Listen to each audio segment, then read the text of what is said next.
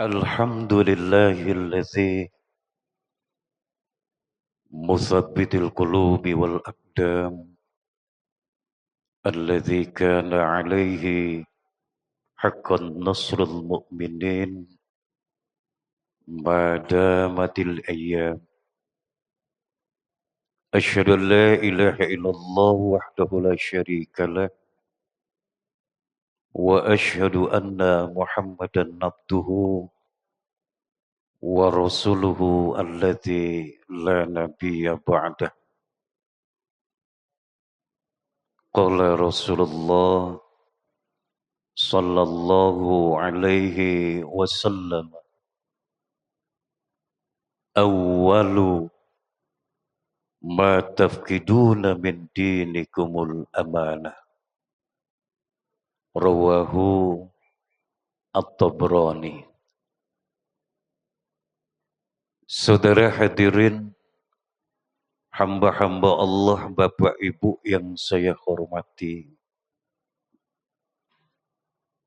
Rasulullah Shallallahu Alaihi Wasallam, beliau pernah bersabda, "Awwalu ma tafkiduna min dinikumul amanah." Mula pertama, yang paling awal sekali, yang akan hilang dari agama kamu, yang akan lenyap dari agama kalian, adalah yang berkaitan dengan persoalan al-amanah. Yang berkaitan dengan persoalan amanah. Naon ari amanah teh, Bu? Amanah teh naon?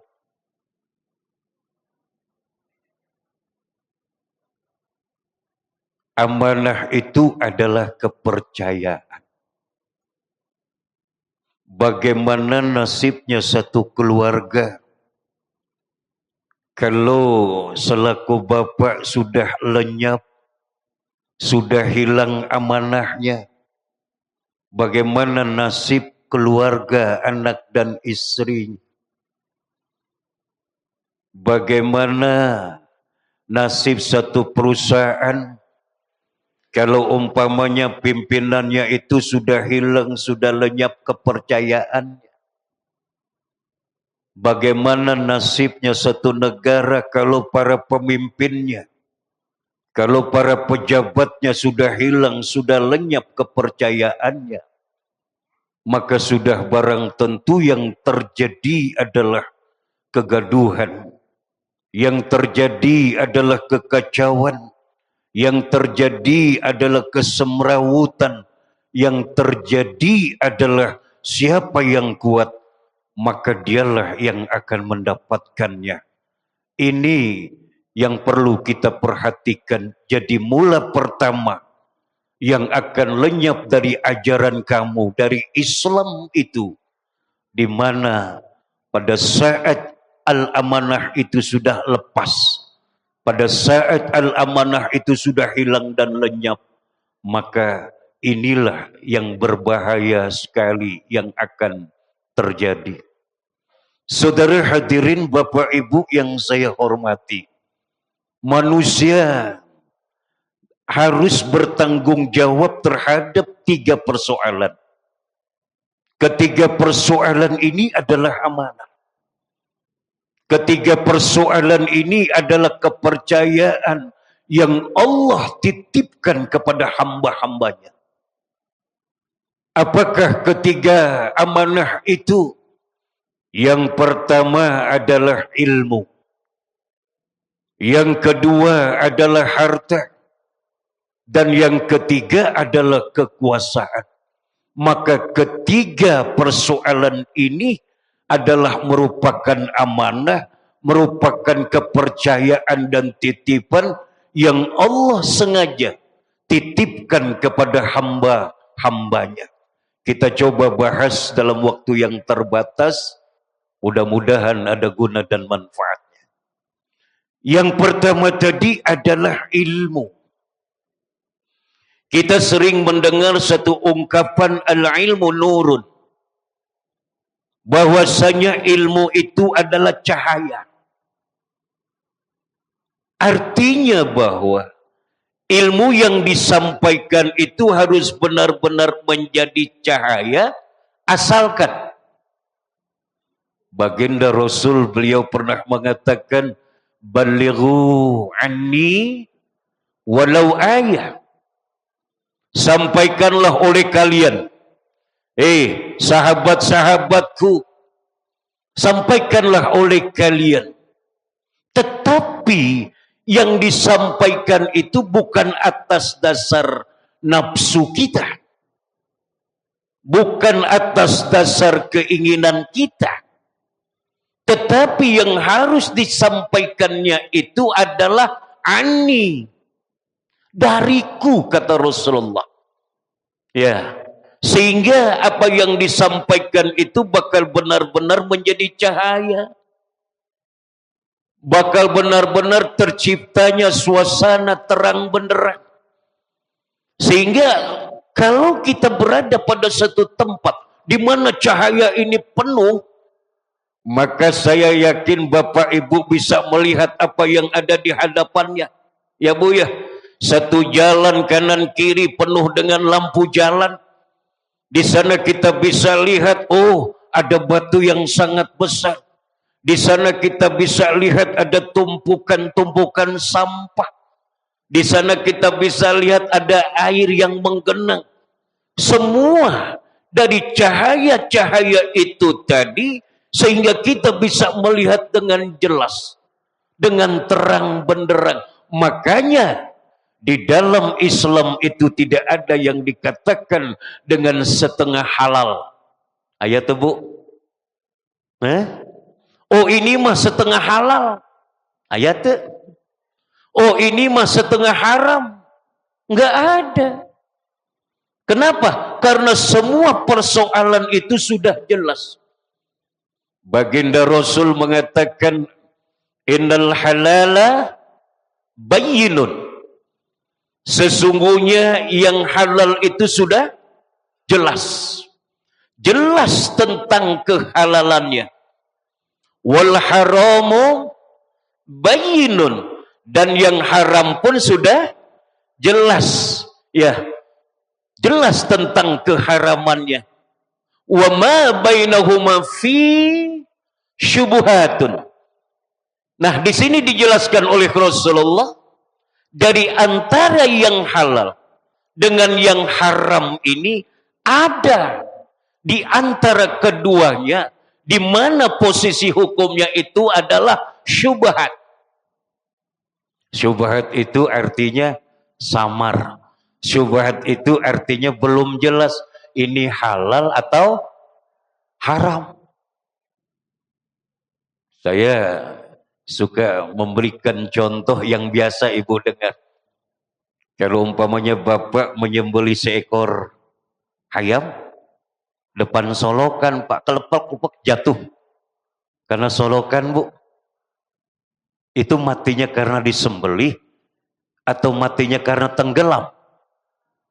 Kan begitu. Kita nggak bisa. Oh ini matinya karena disembelih. Buktinya ada di Nacai. Ya. Oh ini mah matinya karena tenggelam. Karena ada di dalam solokan. Nggak jelas. Tetapi Rasulullah Shallallahu Alaihi Wasallam memberikan penjelasan kepada kita. Faman waqa'a fi suhubahati waqa'a fil haram. Maka barang siapa yang jatuh kepada persoalan syubhat, di mana kedudukannya masih samar, belum jelas, maka baginda Rasul menegaskan, ya faman waqa'a fi syubuhati waqa'a fil haram.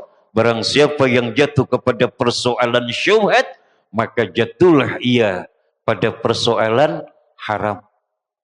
Artinya, walaupun memang disembelih, tapi akhir daripada perjalanan hidup ayam itu tadi, ayat dinasolokan, kedudukannya belum jelas, tapi dijelaskan oleh Rasulullah, itu adalah termasuk haram.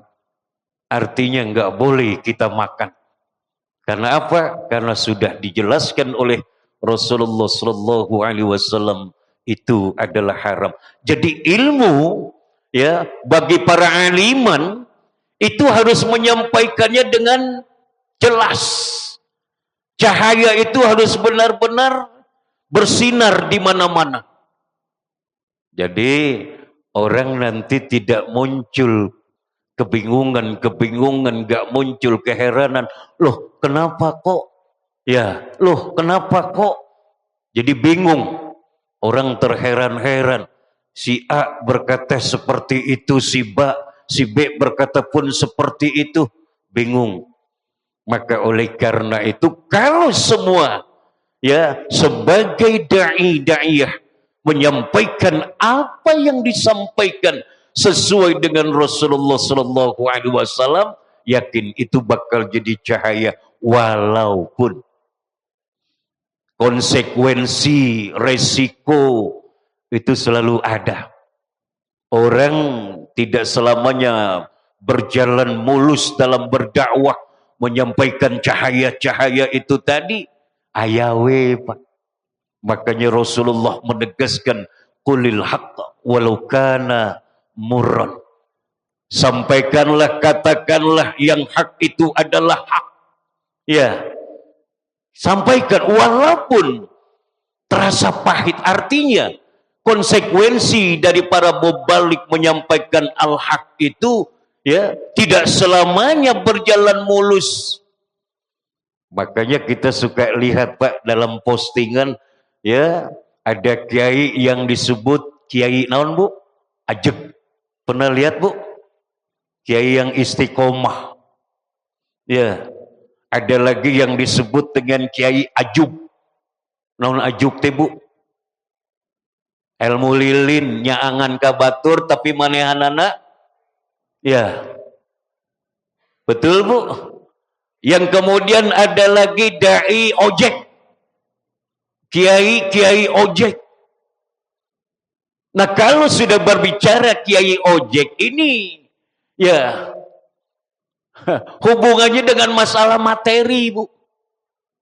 Ari tukang ojek kumaha wani piro kan? Ya, kalau kamu berani ya siap. Kan suka ada kadang-kala miris kita dengar. Ada seorang mau balik tawar-menawar. Ya, ada kan tawar-menawar. Piraku atuh. Rek masihan sakitu. Kadenya ulah jiga di masjid anu. Ya punten Bu, ini dijelaskan ada. Kan bae atuh ya mah alumni. Oh nya tuh turun 1 juta. Iku naon ya tebet kieu. Ya. Justru seorang kiai ustadz itu harus jadi contoh bahwasanya rezeki itu adalah urusan Allah. Kenapa kok masih ada ya para kiai, ulama, ustadz yang selalu berkecimpung dengan persoalan-persoalan tawar-menawar tadi? Sehingga bagaimana nasibnya umat yang membutuhkan dia? Kalau ditakdirkan kita nggak punya fulus, kita nggak bisa ngundang dia Bu. Ya. Nah ini yang harus menjadi perhatian sing yakin.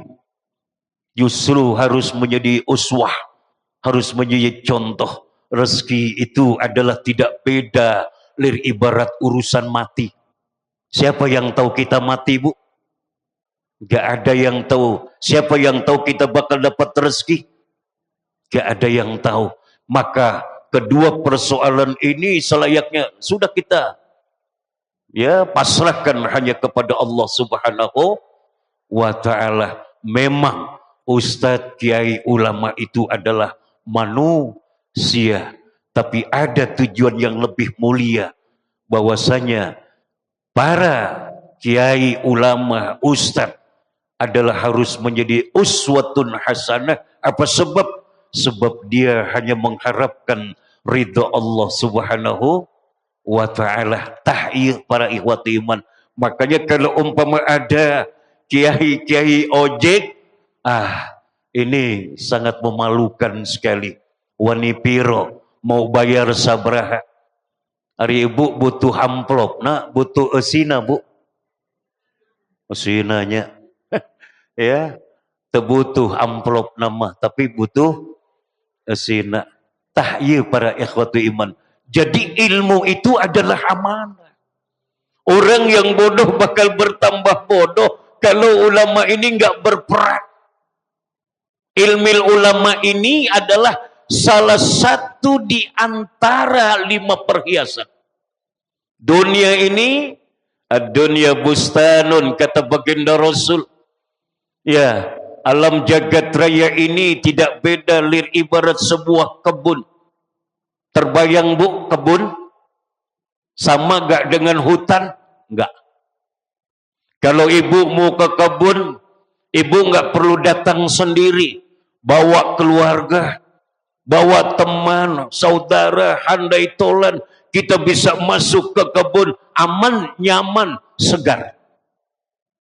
Tapi kalau umpamanya ibu ya masuk ke hutan, jangankan bawa keluarga, jangankan bawa saudara handai tolan, kita sendiri pun tidak akan nyaman masuk ke dalam hutan. Kenapa? Terbayang penuh dengan binatang-binatang buasnya bunya. Tapi kalau ke kebun, ya semua bakal nyaman. Maka di antara kebun-kebun dunia, kata baginda Rasul, adalah ad-dunya bustanun. Yang kedua, ilmil ulama. Ilmunya para alim, ulama. Kun aliman. Kalau bapak ibu sebagai aliman, ya, sebagai pengajar, maka ciptakan cahaya-cahaya itu tadi. Supaya yang bodoh jadi rada pintar. Supaya orang yang tadi berada dalam kegelapan supaya menuju arah terang benderang, supaya saudara kita yang tadinya berada dalam pengkolan, ya, maka kita arahkan supaya berada pada jalan yang lurus, yang sesat jadi terang benderang. Ini tugas daripada kun aliman. Jadilah kalian itu aliman, guru. Sekecil apapun, sedikit apapun ilmu yang sudah ada pada diri kita, maka itu adalah merupakan sebuah amanah. Itu adalah merupakan titipan dari Allah yang wajib untuk kita sampaikan. Balighu anni walau ayah. Lantas bagaimana kalau umpama kita tidak termasuk aliman au muta'alliman? Kalau kita tidak termasuk sebagai guru, sebagai pencerah, sebagai pemberi cahaya, maka wayahna orang kedah jantan murid. Ya bu ya, guru bukan, tapi jadilah kita murid. Yang kemudian apalagi? Au mustami'an.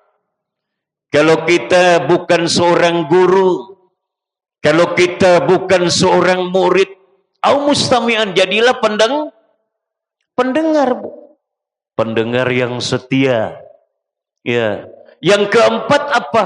Au muhibban. Jadilah pencinta. Wala takun khamisan. Janganlah kalian menjadi orang nomor 5. Patuh likah. Kenapa kita nggak boleh jadi orang nomor 5? Guru bukan, murid bukan, mustami bukan, ya, pencinta naon atuh, ayat terdaftar di opat iya teu aya, berarti kita masuk dalam kategori nomor 5. Patuh lika, kita bakal celaka. Ya, kita bakal hancur. Kenapa? Karena kita tidak termasuk kepada keempat persoalan tadi. Hal itu menunjukkan bahwa kita bakal sengsara hidup, kita bakal celaka hidup. Maka sekali lagi, ilmu adalah merupakan amanah yang Allah titipkan kepada hamba-hambanya, sekecil apapun ilmu yang ada pada diri kita, sampaikan. Tengok anak cucu kita, Bu, bagaimana tata cara wuduknya, apakah sudah benar? Tengok anak cucu kita, bagaimana tata cara solatnya, kaifiat solatnya, apakah sudah sesuai? Ini tanggung jawab kita. Artinya bahwa kita tidak boleh menutup mata terhadap persoalan penyimpangan, kepada persoalan yang tidak sesuai dengan Al-Quran dan sunnah Rasulullah. Artinya janganlah kita menjadi setan bisu. Ada setan ayah no bisu, Bu? Te ayah. Ya, setan semuanya selalu gencar merongrong kita, menggoda kita. Sehingga ya kadangkala kita pun terlena dalam bujuk rayunya. Ini setan. Maka sekali lagi, yang pertama, amanah yang pertama adalah al-ilmu, tanggung jawab kita semua. Yang kedua adalah harta. Harta ini pun sama sebuah amanah. Ya, amanah yang Allah titipkan kepada hamba-hambanya. Dan perlu kita ketahui bahwa harta ini bukan sembahan orang. Harta ini bukan sujud kenen orang. Tapi harta itu harus berfungsi bagaimana terciptanya kesejahteraan hidup antara satu dengan yang lain. Kesejahteraan hidup di dalam kehidupan bermasyarakat. Nah, kalau demikian artinya bahwa harta yang ada pada genggaman tangan kita ini harus berfungsi sebagai sesuatu yang berbagi. Ulah kia, Bu. Ulah ngepel. Ulah merege hesenya punya. Kade. Jangan bakhil. Kita harus berbagi. Tengok saudara kita. Kan kadang-kala suka ada Pak orang yang infak sodakohna keluar daerah. So kaya punya. Oh, kalau infak sodakoh teh aya nu ka Garut, aya nu ka Tasik, aya nu ka mana we? Pertanyaannya, apakah dilarang? Enggak. Silakan loh. Kalau Bapak Ibu mau berinfak bersedekah di daerah lain, silakan, enggak dilarang. Tapi tengok dulu akrobin, kaum kerabat, ya, saudara-saudara kita yang terdekat. Coba lihat bagaimana nasibnya emang orang, bagaimana nasibnya Allah orang, orang bibi kita. Perhatikan piraku kalau mereka masuk dalam kategori sangsarawan sangsarawati, piraku orang kudu ngajeng infak sedekah ke daerah. Ini selamatkan dulu yang dekat dengan kita, kaum akrobin. Ya, sebab yakin siapapun bakal faham manakala terjadi sesuatu, maka yang akan menolong kita itu bukan yang jauh, Pak.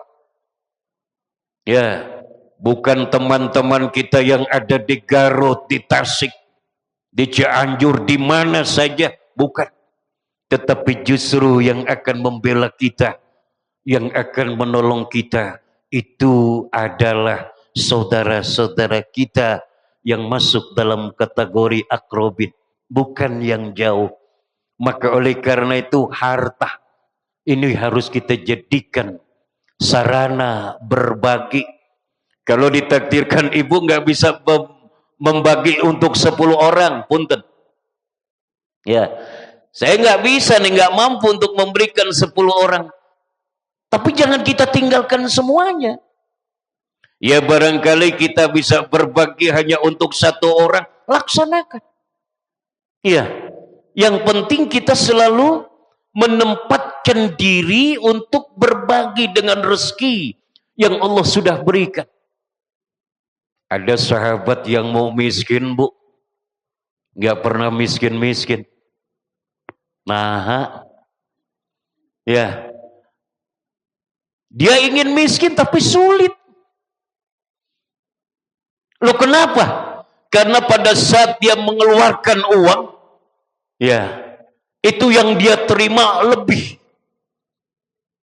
Umpama, ini mah contoh kasar saja. Kalau umpamanya dia keluarkan 1 peti yang datang 2, kalau dia keluarkan 2 peti yang datang 4, miskin mual, Bu. Tah. Keyakinan sahabat seperti itu luar biasa. Artinya apa? Betapa sulitnya dia untuk menjadi orang miskin. Sebab dia jadikan, dia fungsikan hartanya itu adalah untuk berbagi. Menjadi jembatan menolong orang-orang yang memang pantas untuk ditolong. Apakah itu fakir miskinnya? Apakah itu kaum du'afanya? Apakah itu fisabilillahnya? Semua. Dia titipkan pemberian Allah itu kepada pos-pos yang memang diridhoi oleh Allah Subhanahu wa taala. Tong dikepe. Ya, hari dikepe seep moal, Bu. Ya, dimakan sendiri enggak, diberikan kepada orang lain pun enggak. Kenapa? Saya teringat kepada 3 ayat ya yang dinyatakan oleh Allah. Nanti Ibu bisa lihat dari surat Al-Fatihah sampai An-Nas, Bu. Ya, ayat ini berbunyi gini. Wa minhum man ahadallaha la in atana min fadlih lanasaddaqanna wa lanakunanna minas salihin.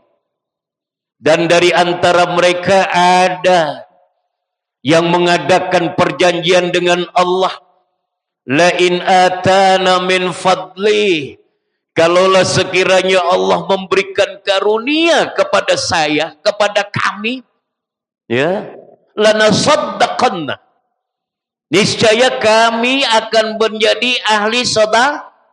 Oh, Bu, kapan nyariosna teh? Ya, itu orang yang mengadakan perjanjian dengan Allah, kapan nyariosna? Pada saat belum menjadi orang. Ya, Bu ya. Lamun sok ditakdirkeun aya rezeki ti Allah, tenang, hei fakir miskin duafa fisabilillah, ya ti saya. Dia berkata pada saat memang dia belum punya. Falamma atahu min fadli, lantas kata Allah, manakala aku berikan, ya, datang kepada mereka karunia itu tadi yang mereka dambakan, yang mereka cita-citakan, hayang jadi jalma nu loba duit. Ternyata bakhilu bihi, nahabat jadi bakhil, Bu.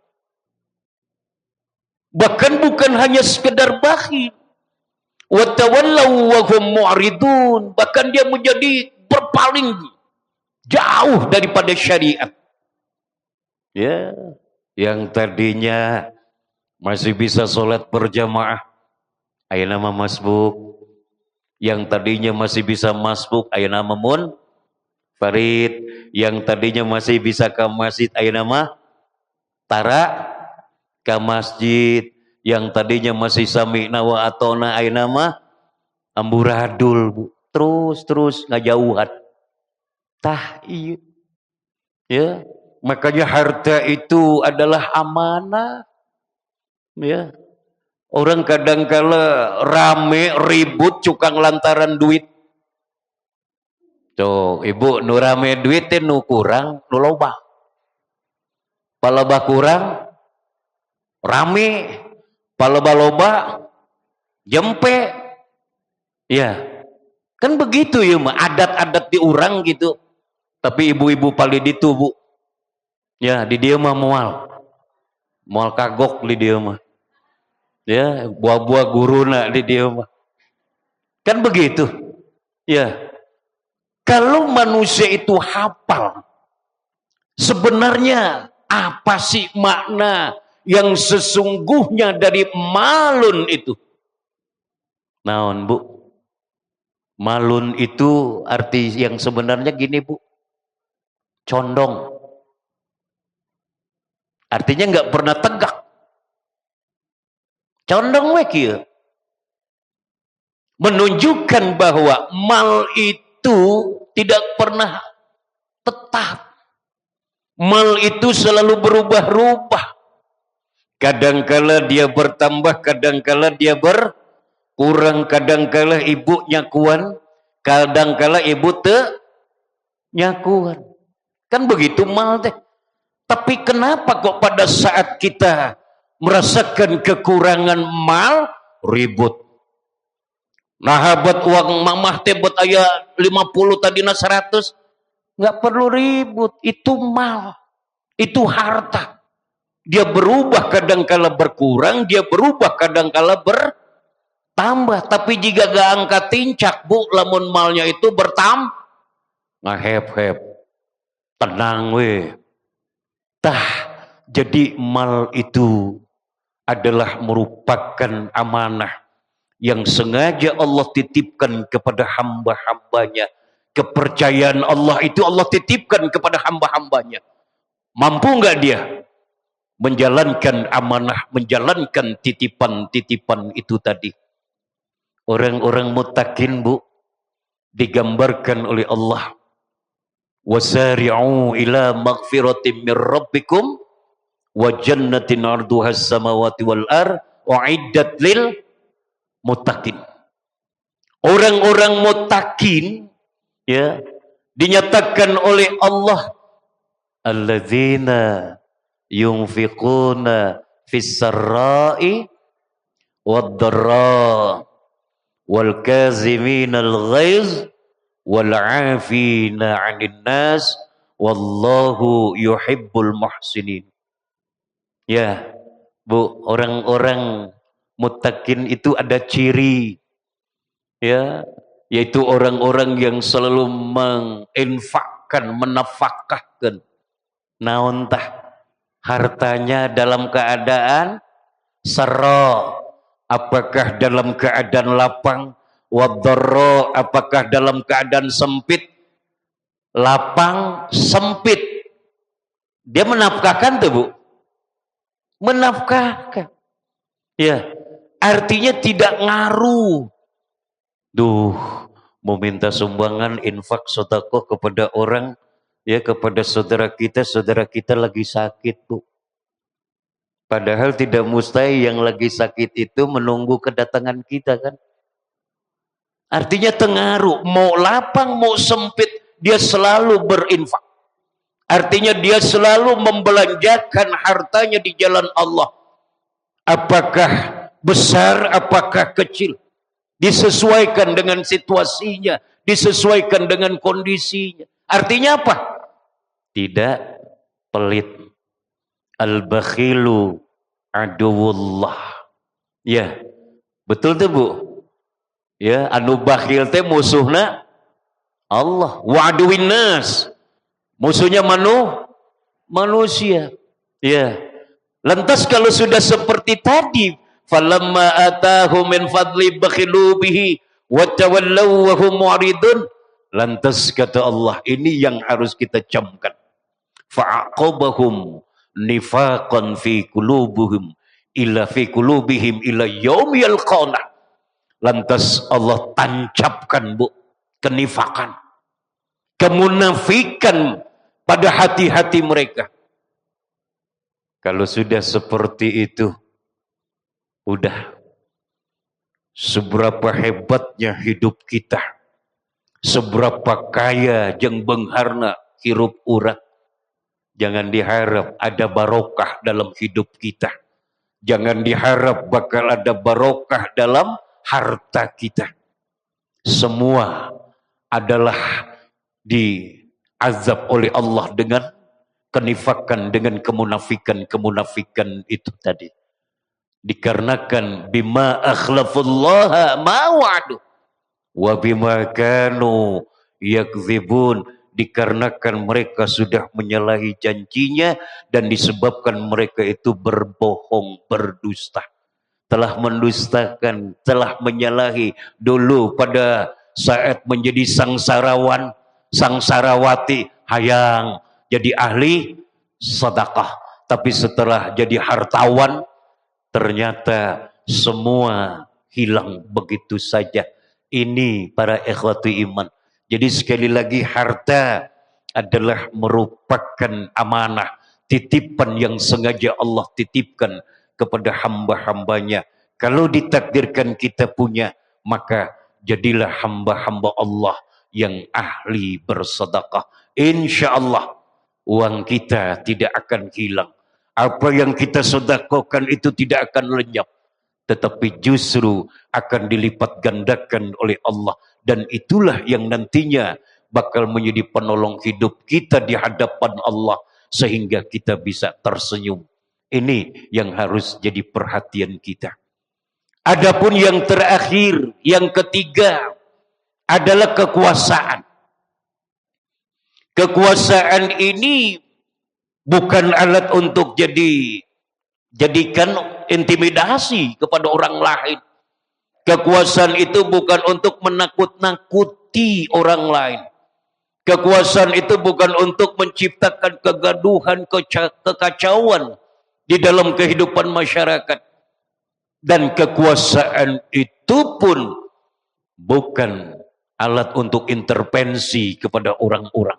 Ini kekuasaan adalah merupakan amanah. Jadi siapapun orangnya, sing yakin kulukum ra'in wa kulukum mas'ulun an ra'iyatihi. Kalian semua adalah pemimpin dan kalian semua nanti harus mempertanggungjawabkan di hadapan Allah tentang kepemimpinan kalian. Saudara hadirin, saya teringat kepada dua kisah Umar bin Khattab. Kisah yang pertama, pada suatu ketika Umar bin Khattab, ya Bu ya, melihat ada seorang budak angon, budak belian, yang tengah menggembalakan beberapa ekor kambing. Dilihat oleh Umar bin Khattab, lantas dihampiri. Kata Umar, "Jang, bagaimana kalau umpama itu Bapak beli 1 ekor saja?" Ya, 1 ekor lah Bapak beli. Apa jawaban budak angon teh? "Pak, maaf, ini bukan punya saya." Bu, Umar bin Khattab ngerti tuh. Ngartos tuh. "Pak, maaf. Ini bukan milik saya. Bukan punya saya. Kambing-kambing ini adalah milik majikan saya, dunungan saya, bos saya. Bukan punya saya." Tetapi Umar bin Khattab mencoba mendesak, membujuk dan merayu. "Udahlah, Jang, 1 ekor saja. Majikan kamu, dunungan kamu, bos kamu kan gak pernah membilang-bilang. Ya kambing ternaknya yang begitu banyak, 1 ekor saja." Ternyata budak angon, budak belian semakin didesak oleh Umar bin Khattab. Kalaka ngawaler. Fa'ainallah. Pak, kalau demikian di manakah Allah? Hebatnya punya budak angon teka caritakeun sekolah na di mana. Tapi pada saat didesak dia menjawab, "Fa'ainallah. Kalau demikian di manakah Allah, Pak?" Saya yakin LP itu nggak bakal penuh dengan koruptor. Kalau mereka punya prinsip hidup, jika budak angon nembe, fa'ainallah, kalau demikian di manakah Allah? Mual pinu lembaga pemasyarakatan, Bu, yakin tuh? Yakin. Kenapa? Karena dia yakini ini bukan punya saya, bukan milik saya, tapi ini adalah milik majikan saya, dunungan saya, bos saya. Lantas bagaimana sikap Umar bin Khattab? Asa ditampar, Bu. Nangis Umar bin Khattab sambil merangkul eta budak angon. Ya, sedih Umar bin Khattab. Lantas Umar bilang, "Jang, tolong antarkan bapak ke majikan kamu." Bawa bapak ke dulungan kamu. Diantarkan oleh anak tadi. Setelah itu budak Angon dimerdekakan. Bebas. Sudah tidak lagi menjadi budak belian. Ini Pak. Jadi kekuasaan itu harus mampu untuk menciptakan kedamaian, ketentraman, ketenangan. Bukan kalahkah menciptakan kegaduhan. Ya, setik-setik rame, setik-setik gaduh, setik-setik penuh dengan isu, dengan fitnah dan lain sebagainya. Rekomah dunia bakal jadi kebun kan gitu. Ya, kalau umpamanya keadilan para pemimpin ini tidak nampak di permukaan, tidak tercipta dalam kehidupan, yang sudah barang pasti adalah kekacauan, ya Bu ya, kegaduhan, semrawut. Siapa yang kuat, dialah yang dapat. Artinya hukum rimba itu bakal berlaku di mana-mana. Ini sudah bisa kita rasakan. Maka oleh karena itu ditakdirkan Bapak sebagai kepala keluarga, maka jadikan jabatan kepala keluarga itu adalah merupakan sebuah amanah untuk membimbing anak dan istri. Qu anfusakum wa ahlikum naroh. Ajak mereka kepada jalan Allah sehingga keluarga kita, anak dan istri kita terhindar daripada bahaya ancaman api neraka. Adapun kisah yang kedua, masih Umar bin Khattab. Pada suatu ketika Khalifah Umar bin Khattab ngaronda, Bu. Ayah dia khalifah nu ngaronda. Ya, orang mah atau beda jika mau balik sok ayah badal ronda. Ayah badal rondanya Kang Haji. Duh, kumaha ya teh ya gocap we lah. Kan gitu. Berewe ka ya mang madalkeun ngaronda ya teh 50. Ongkosna. Rek kumaha bisa terang situasi tengah malam ya kalau umpamanya main badal-badal wae. Ya, pada boga duit gitu. Kecuali aya uzur. Ya, kecuali aya uzur yang memang sekiranya kita tidak mampu untuk melakukan tugas itu. Nah, pada suatu ketika Umar bin Khattab ngaronda. Yang kemudian dilihat di ujung sana ada ibu-ibu yang tengah masak. Dihampiri oleh Umar bin Khattab. Kata Umar, Bu, lagi ngapain? Lagi masak batu. Terus serang tombol. Saya lagi masak batu. Dan memang ini cara saya untuk ngabebenjokeun. Anak-anak saya menangis kelaparan. Dibebenjokeun dengan memasak Ayah di Balai Endan memasak batu tuh ngabebenjokeun. Wal ayah. Ya Bu ya. Tah, jadi ngabebenjokeun ya. Umar sama terasa ditampar. Sedih, menangis. Ieu teh khalifah teu ecereuk ieu teh. Ieu baheula wong cili. Ya. Tetapi ternyata seperti itu. Lantas bagaimana yang dilakukan oleh Umar bin Khattab? Umar bin Khattab langsung pergi ke Baitul Mal. Padahal anak buahnya bilang, Pak, kan baiklah ku abi entong. Ini urusan saya dengan Allah Subhanahu wa ta'ala. Luar biasa, Bu. Ya, berangkat ke Baitul Mal yang kemudian dia panggul sendiri. Malu dia terhadap Allah Subhanahu wa ta'ala. Rakyatnya sampai ada yang tengah memasak batu. Artinya rakyatnya kelaparan. Tah, jadi pemimpin teh kedah gitu. Ya, mengobati yang sakit, menggembirakan yang sedih, ya, mengamankan yang resah, gelisah, ciptakan ketentraman, ciptakan kedamaian, bukan kalahkah kegaduhan. Di mana-mana orang pada resah, gelisah. Ini bukan sosok pemimpin yang baik. Maka oleh karena itu kekuasaan adalah amanah dari Allah Subhanahu wa ta'ala. Dan ketiga amanah ini sebagaimana yang pada muqaddimah itu tadi dinyatakan oleh baginda Rasul, awwalu ma tafkiduna min dinikumul amanah. Mula pertama, yang paling awal sekali, yang akan lenyap, yang akan hilang, yang akan terhapus dari agama, dari ajaran kamu, yakni Islam, adalah yang berkaitan dengan persoalan al-amanah, persoalan kepercayaan.